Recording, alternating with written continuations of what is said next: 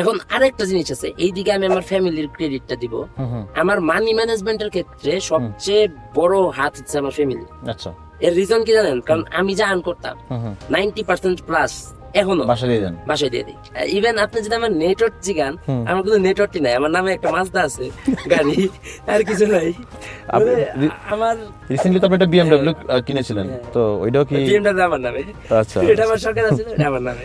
ঠিক আছে, প্লাস এখন আপাতত রোলেক্সটাও আমার। আচ্ছা, ঠিক আছে, এই ক্ষেত্রে সবচেয়ে ভালো হয়েছে কি যে আমার লসের পরিমাণটা কমে গেছে। কম থাকতো, বুঝতে পারছেন? আমি যে ক্ষেত্রে আমি সব টাকা বাসায় দিয়ে দেই, আমার কাছে যে অল্প টাকাটা থাকে আমি তো ওই লিমিটে ইনভেস্ট করতে পারতেছি।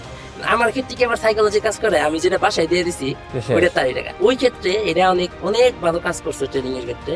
আমি বলবো সবাই এই জিনিসটা করলে অনেক বেটার হয়। অবশ্যই। তাহলে এই ক্ষেত্রে আমি অনেক বড় বড় লস থেকে বেঁচে গেছি লাইফে। ঠিক আছে, যেহেতু আমি সব টাকা দিয়ে দিছি, লসটা কিন্তু একটা লিমিটে করছি।